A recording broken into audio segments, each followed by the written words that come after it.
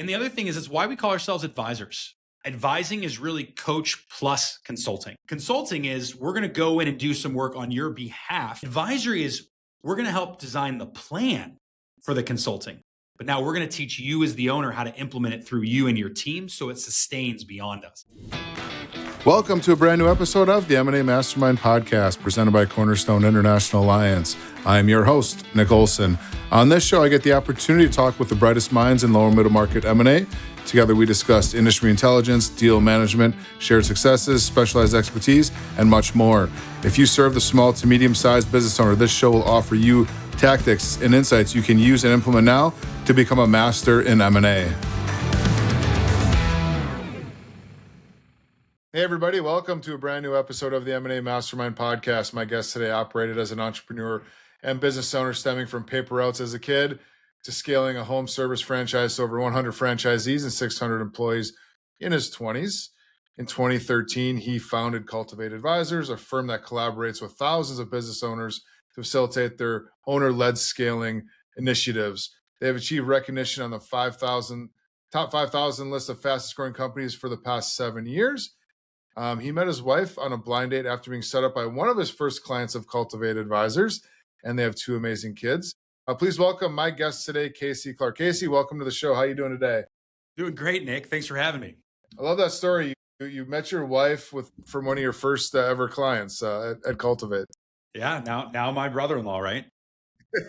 It's, luckily he did okay on the business, right? It could have got a little awkward. Yeah, could have got a little weird. If that didn't pay out well, or I guess he liked our consulting, too much. But right. Yeah, that's a fun story for sure. Well, it sounds like you've been, an entrepreneur at such a young age. Just always kind of had that drive in you. Where does that stem from, and how does that help you here today? Yeah, it's a good question. I mean, I think for me, I've always been an entrepreneur. I've actually really never been the W-2 holder, right? And I kind of, you could argue it came out of the womb, but I really think my father, he worked at a factory and kind of had a blue collar job his whole life, and he would come home and tell me, "Don't work for the man." And he didn't know it, but anytime I asked for something, he never told me no. Instead, he said, "Here's a bucket, here's some Dawn soap, go knock on doors, charge $5 to wash a car." And next thing I knew, I had a bike at 14, and he kind of groomed me without knowing, to where I learned how to ask people for money and realized that was a little faster than the standard W-2 rate. Nothing wrong with a great W-2 role, but that's kind of what led me. And I think that experience is helpful and not helpful, right? Like I've got a lot of amazing team members in our company that have got a lot of big, large corporate experience. But I'm very comfortable in chaos. I'm very comfortable in the grind constantly because that's just all I've ever done as an entrepreneur. You're comfortable being uncomfortable, it sounds like. Yeah. Maybe I'm comfortable when everybody else is feeling uncomfortable. I'm not sure. So I said in the intro, you took a home service franchise and grew it and scaled it to over 100 locations, franchisees in your 20s. How did those experiences shape, your vision for Cultivate, and why did you create Cultivate Advisors? Yeah. So, when I was in the franchising space, all I did was work with first-time entrepreneurs and teaching them how to run a business. And I became obsessed with why you could have the same demographics of a territory for them, give them the same training, the same branding, all equal, and you still had a normal distribution curve. And so the wiring of the entrepreneur really mattered, and the way that they approached the business. And I could see the difference between top performers and middle performers within my network. And I just said, first off, I wanted to get out of the home. It was in the painting industry. I was really excited to get out of that industry. No offense to anybody listening in the industry. I was done. There's something about customers coming out subjectively and telling you they see a smudge on a wall that's not actually there. That gets very annoying over time. And it was all nights and weekends when they'd call you, right? No one calls painters during the day. And so for me, I got obsessed with the wiring of the entrepreneur. And I said, I wonder if we could go out and really help. And at the time, business coaching was kind of what you told people you did if you were unemployed. Now it's cool to be a business coach, but back in 2013, it wasn't cool. It's kind of like saying I'm a consultant, I'm unemployed. And so as I was watching that industry unfold, I started looking around and realized that 99% of business coaches had never ran a company, had never scaled something meaningful, but were out barking advice. And it was a lot of just like growth, how to get more leads, how to get more sales. There wasn't a lot of development teaching entrepreneurs how to become CEOs. Right? How do business owners become CEOs? And that's a hard transition with a very low probability success rate. And so I said, I think we can solve that challenge. And that's really kind of how we grew. And from my franchising background, I knew how to go recruit entrepreneurs to come work for me and convince them to become W-2s, which is a weird skill in itself. And said, I think I'm perfectly positioned to draft this, kind of create the company. And we've just been on a rocket ship ever since. You had mentioned before owner-led scaling, and that's what you guys work on doing. And what do you mean by owner-led scaling, and why is that important as opposed to like maybe you and your coaches leading that scaling for them? Yeah, well, I would almost back this up to say, you can have a venture-backed owner, you can have, you can put some capital behind them, sponsor-backed is what we call that, or you can have, bootstrap. That's what most people refer to as bootstrap versus owner-led. And I think that, when you are bootstrapped, if you think about it, where do you get advice from? It's YouTube.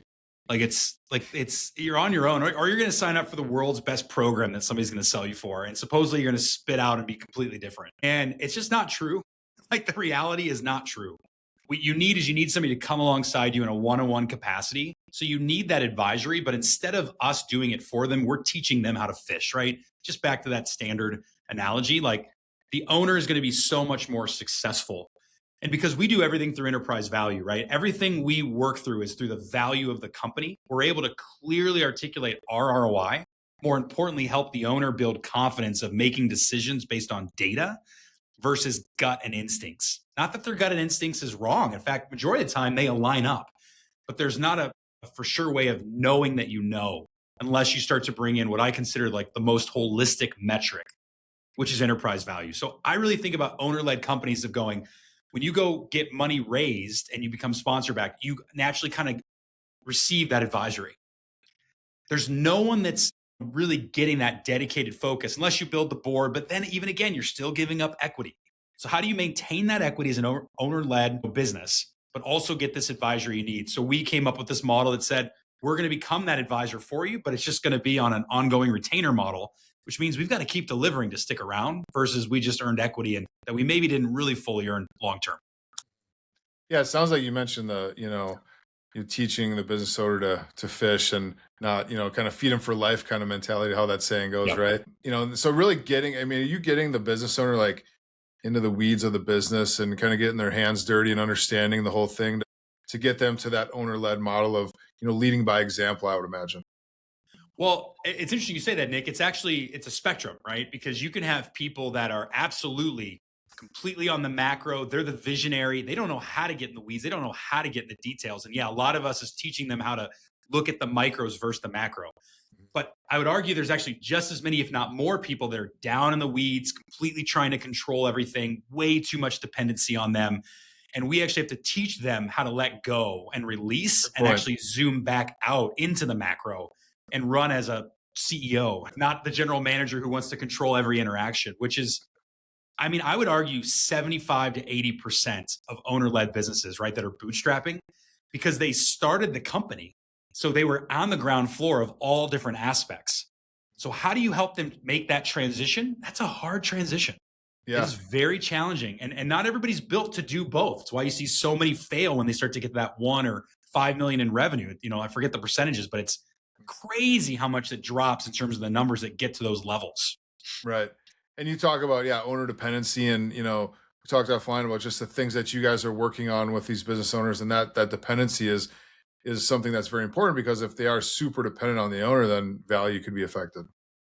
I would argue, Cornerstone here is, one of the best in the M&A space. So I would trust your guys' judgment more than mine even on this because you see the deals actually close every time. But for me, I would argue that we see owner dependency as probably the biggest value killer for the value of the company. Yeah. Because again, I always say, measuring enterprise value is like measuring how transferable is something. That's really, how transferable is this asset? Well, if the owner can't walk away, then this is worth nothing. Right. It's too challenging, right? If they're that ingrained and we have to have them and we have no way of replacing them, then you might as well cut back multiple turns of the multiple on the value of the company. Yeah. And it's not as valuable as the business owner wants it, and then they stick around longer. They stick around longer. It's a progression. Yeah, they're just chasing their tail. That's right. Exactly. And then eventually they just shut it down. Right. No get anything out of it. That's what you're seeing with the baby boomers right now. It's wild. Mm-hmm. And that's a sad day. You don't want any entrepreneur to go through that. No. How do you, I mean, what are some tips or tricks that you work on with a business owner just to decrease their dependency within the business?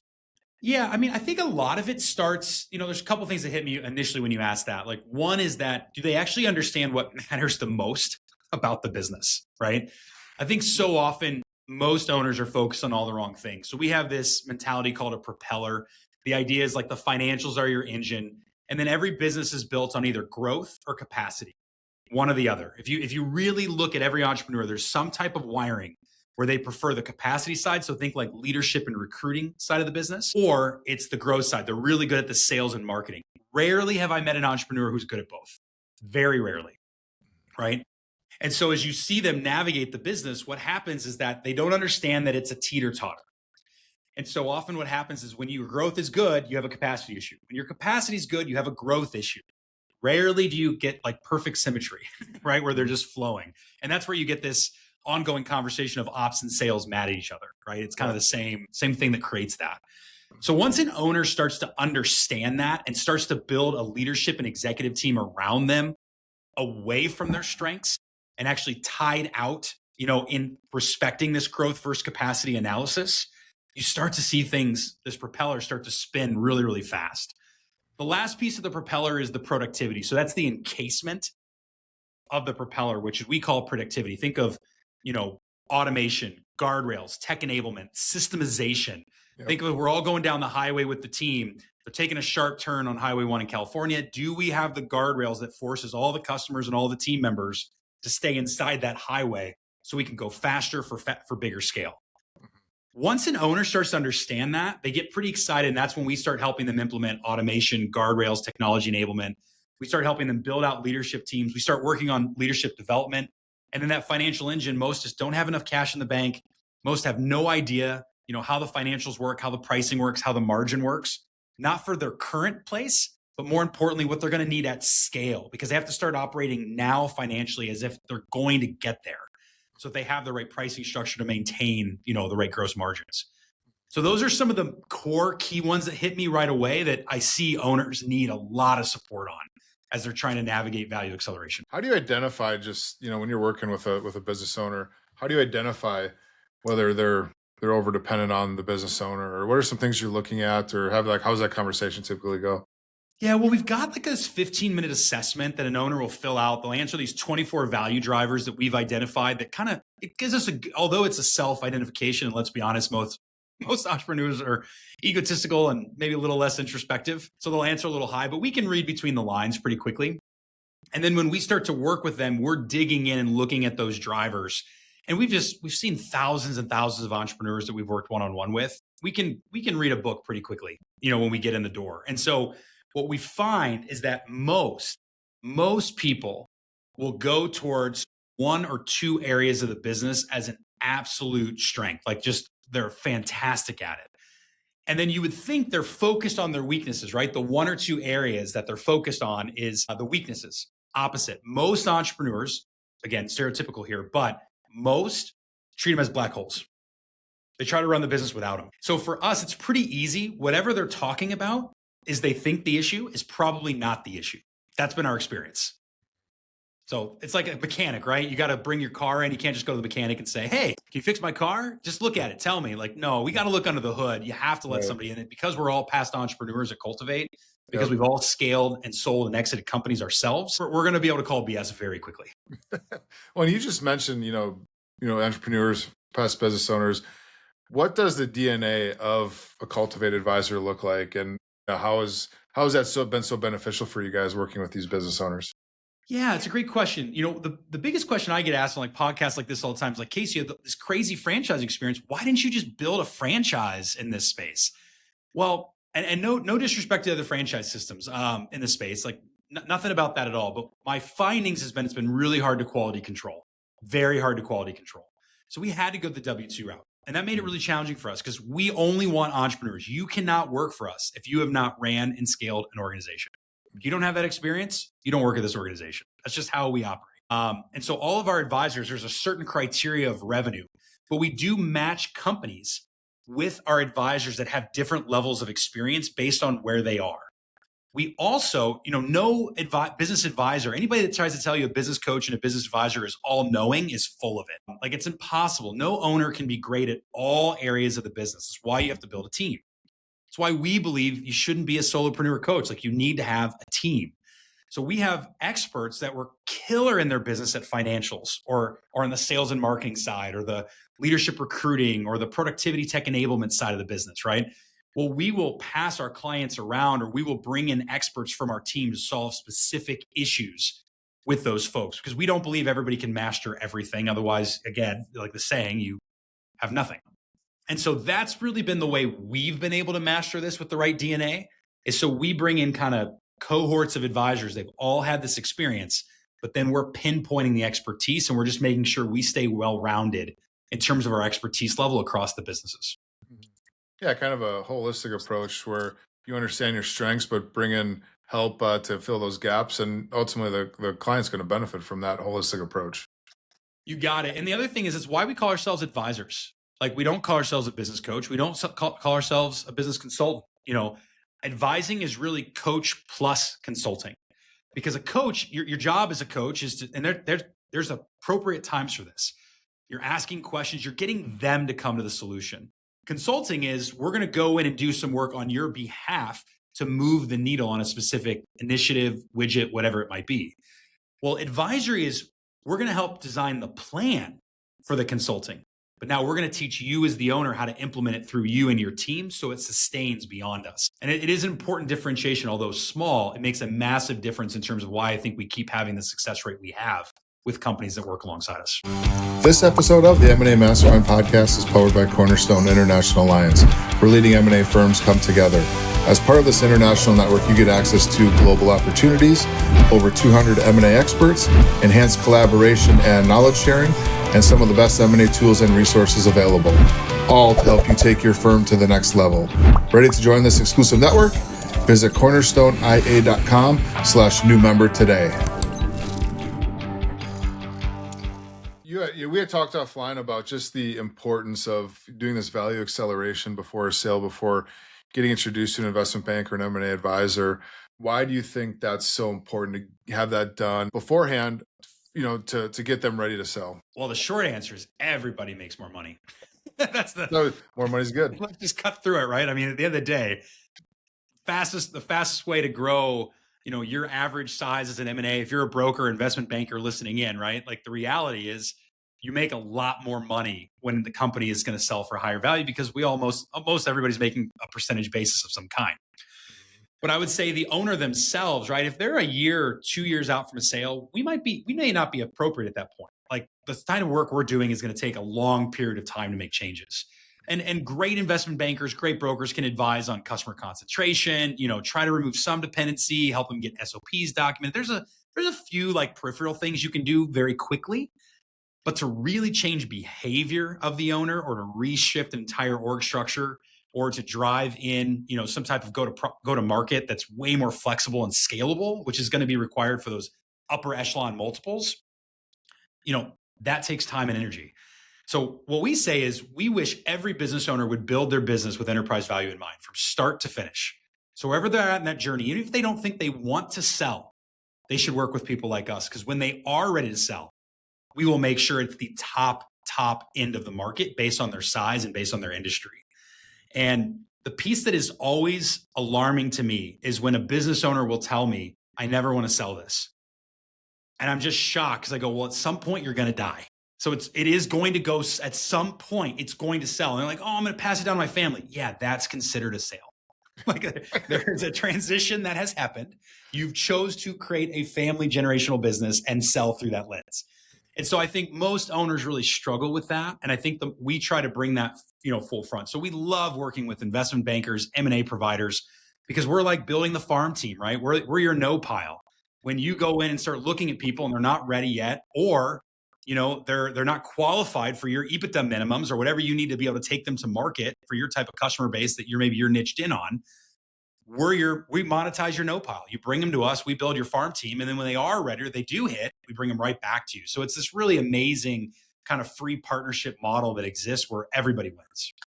The no pile. I love that. Monetize the no pile. But like you said, everybody, you take them through that process of, 2, 3, 4, 5, whatever, how many years, and they're getting more value out of it. They said the investment banker can sell for a higher multiple and get more, it's just a win-win-win Yeah. for everybody, and it just makes a ton of sense.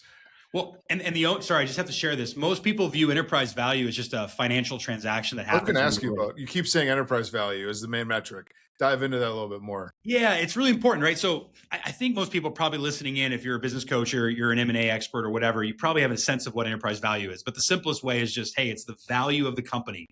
But why is this important to slow down? Enterprise, I talk about as enterprise value, not their exit number, not what they're going to sell for, because at the end of the day, enterprise value is measuring the health of the company, right? If you think about it, it's taking mostly profit, unless maybe you're tech, maybe that's revenue or early startup, but you're going to take a profit number, you're going to times it by an industry-based multiple, whatever your buyer is comfortable paying that you've convinced them to with the process you've ran. But what they don't ever talk about is the health score. There's actually another metric in there. And no one talks about it because it's kind of a dirty secret that often happens in the diligence period, right? I call them diligence discounts that happen post, the LOI. Yep. No one talks about it. But we should be. We should be bringing that to the forefront to make sure owners are educated and clearly understand what they're going to go through, because they're going to get exposed, right? Once that hood comes up, it gets ugly, and it gets ugly fast. And you're under LOI. Most of the time, that means you're in exclusive, conversation at that point. You really don't have options. And we all know that owners, when they get to that place, generally get to the situation where they go, I'm so committed now to sell, I don't give a shit.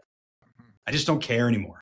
Yeah. So just fine. Yeah, fine. Take away $1 million from me. I mean, whatever. It could have changed my next generation's, people don't realize that $1 million compounding over 30, 40 years of the next generation. I mean, it is life-changing to have $1 million shipped away from your offer. Yeah. It is life-changing. Mm-hmm. And so we really try to bring that to the forefront by measuring enterprise value, because enterprise value, what we find is that it's the highest value you'll get, but also that health of the company is what the owners use to enjoy the business. It's like selling a house, right? If you've ever sold a house, you do the honey-do list, you get all the clutter out, you paint everything, you make it look perfect. Then you sit down before you have your first showing, you look at your significant other and you're like, why did we not live in our house this way? Why have we waited to now let somebody else enjoy our house this way? We're idiots. It's the same with a business, right? It's enjoy it now. And if you're less dependent, you'll probably work less. If you have a leadership team that's driving everything, you'll probably have more vacations. You'll probably make more money along the way. So you might as well focus on the value of the company the entire time. And how do you get them to understand that concept of the value of the company and enjoying it the way it is? And what are some things that you're working with or helping them understand that? Have them look at that approach as opposed to just the profits, the losses, all that sort of stuff. Well, again, I talked to you about that assessment that we use, and that does kick out kind of this 25-page curated report. It does give them a light appraisal. It's not a formal valuation, but it gives them education and information of their industry, where the lows and highs of the multiples are, and where they're probably at based on how they answered our value drivers. So we are able to show them, here is exactly what we think you could be worth. More importantly, here's what it could be worth if you fix these value drivers. No more revenue, no more profit. Just fixed how you run the business. That's usually pretty eye-opening to most owners, right? That slight isolation exercise helps them really step back and go, no more revenue, no more profit. If I just move those 4 levers of how I run the business, you think I could double my money? Yeah, actually, I do, right? Company A, company B, both 10 million, both $2 million of EBITDA. Yeah, one could absolutely sell for 20 million while the other only sells for 4 million. That happens all day, every day. So we just help bring that to the forefront. Once they see it, they can't unsee it. And then we do have a software that's very customized that runs dynamic enterprise value tracking. So we put it in front of their face all day. Every decision they make, we make them take it back to enterprise value, right? So it's nonstop is what we do, right? Because every owner is like a squirrel. They're just chasing, like red ball syndrome, just everywhere all the time. Yeah. We just put it right in front of them. We don't let them lose sight of it. And once they get the habit for, let's call it a year, they stop caring about what we call as vanity metrics, which is revenue and profit. Because the real goal is enterprise value, which means EBITDA. Yeah. Yep. Are they typically open to that perspective, or does it take some helping them understand the value? How does that is something that takes some time for them to really comprehend? I might put it in 3 buckets. I think you've got people that are coming in they really understand that they want to get an exit at some point. So they're already kind of in that mindset. So this is very exciting for them because you're kind of giving them the way to navigate it, if that makes sense. Mm-hmm. Then you have like the second camp, which is they're, they understand it's an asset and that this may be life-changing at some point, but it's kind of like a black hole. Like they don't even really know to start. They just know at some point they'll talk to somebody in M&A and hopefully it'll work out, right? And then you have this third group that's like, they built themselves a job. Like they don't even realize this is an asset. They don't even realize there's additional opportunity that could come from this. And they're just trying to pay the bills. They've used this to pay the bills for whatever reason. Yeah. So I think, if they are already viewing this as an asset and they are viewing it in the third tier that I shared, which is like they're almost ready to go to market in the next couple of years and they've been focused on it, this is a very easy conversation. Yeah. If they are back at like, this is a job, and like they don't view it as an asset to sell, those are the hardest. That takes a good amount of time to get them over the line. Yeah. But what we find is we then focus with them on like, those people are usually the most dependent. Those people are usually everything's tied to them. They don't have a leadership team built. There's no scale. Mm-hmm. So we just start helping them see that. And then they start to enjoy their life. And then we can usually move them over to understand it's an asset. Yeah. It takes a little bit longer with that group. Yeah. They're just too deep, right? They're just too down in the weeds. When you look at the mix of those three buckets, like, are they, in the clients that you're working with, is there one that rises to the top as being more prevalent than the others? Or are they kind of all pretty equal? It's all pretty equal. I mean, I'll tell you what we don't do well is like when somebody comes to us, I think I shared this, but when somebody comes to us like, I want to sell in 12 months, make my company worth a ton of money. I'm like, yeah, we're not your customer. Like go chat with the investment banker. They're going to do the best they can with what you have. But if you're already committed and you're not willing to slow down, I don't know if you're really going to move what you want to move. It's all going to come down to presentation skills at this point versus, true behavioral change. The other one that I would say is if they're in a startup, if they haven't been in the business for maybe 2-3 years, they haven't experienced enough pain, we're not a great fit because what we do is painful. Like we require behavioral change, usually of the owner, right? Owners love to make their teams change. They don't want to change themselves, right? So for us, we have to force that. And so, a lot of times what we're measuring when somebody's coming through our intake is we're actually measuring introspection. We're measuring commitment levels because part of our success is we've got a killer track record. I mean, you go to our Google reviews, we're 500 plus, all 5 stars, all paragraph longs of what we've done for their companies. Well, that's because we turn some down, right? When they come in, we go, no way. First off, this idea is terrible. Or second off, you've been at it for a year. You have no data. There's no way we know that we know we're going to help you get from A to B. Mm-hmm. And so we've been very picky. And I think that's really been a big part of our success. And I think that's something that even our audience, the M&A advisor can take on if they don't already, because you don't want to be in a position to take on a deal just to take on a deal because you want to get it closed. You want to be set up yourself and your client for success and really critique what that looks like. And so I would imagine during that process, how much of the business that you guys get come from, you said the no pile, right? From the investment bankers who they're just not ready right now and they need more of a runway to get the value. Like, is that a common way in which you're getting, like, how much of your business comes from that? And, what can us as investment bankers look for to make sure that we're sending those appropriate type of companies to you guys? Yeah, well, first off, we have a full partnership management team. So if you are in investment banking or a broker, wherever you're at, reach out to us. Like, we'd love to have a conversation. We'll get you with one of our partnership managers. Their only job is to be your conduit. That's it. That's all they do for you. And so, yes, we have a lot of M&A professionals that do bring us their no pile.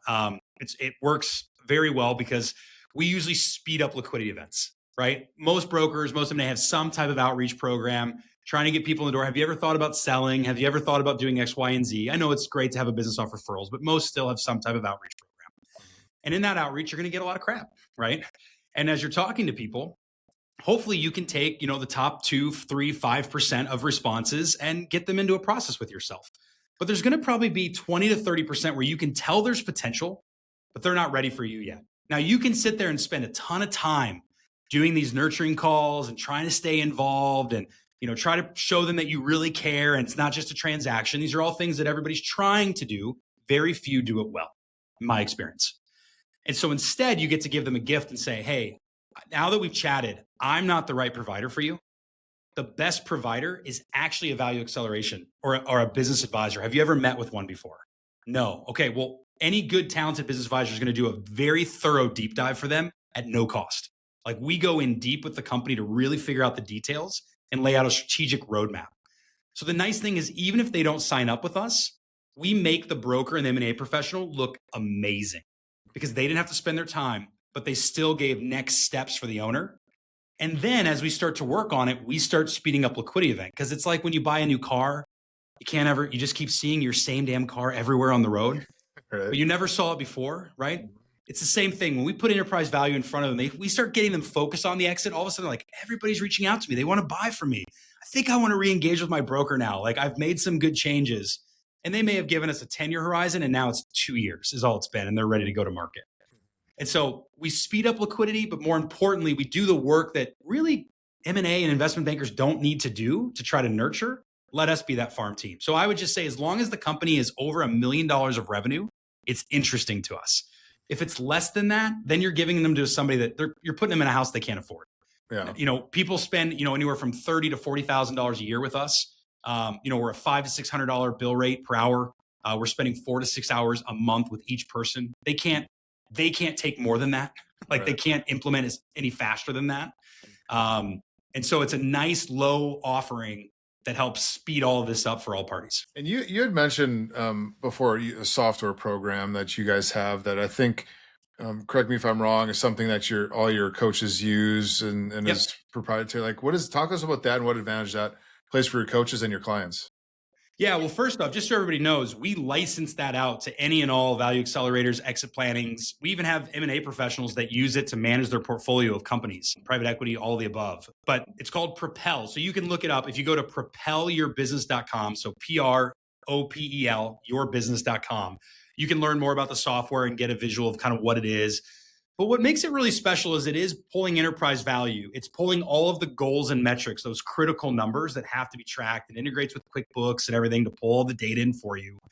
It has all of their initiatives and all their priorities. So just think of it as like an all-in-one operational management software for a company.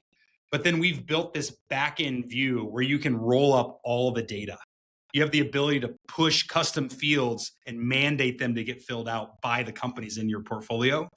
Very powerful tool. And we really hope to find something on the market. We just never did. And we finally got fed up and we just did what most tech companies did. I guess we're really big zero checks, right? With a lot of zeros on it to build the software. And we've been really pleased to be able to bring that out to the market as well outside of just Cultivate. Because really our passion is a world made better by entrepreneurs. That's our vision. Like we want to see as many entrepreneurs start focusing on enterprise value and have a tool to manage all of their meetings, all of their goals, all of their initiatives in one place.